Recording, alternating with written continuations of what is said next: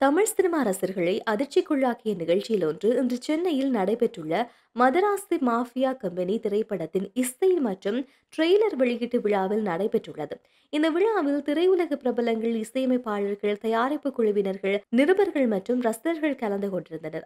ஆனால் விழாவின் மிக முக்கியமான நிகழ்ச்சி என்றால் நடிகை ஆராத்யா தனது உணர்ச்சிகளை வெளிப்படுத்திய தருணம்தான்.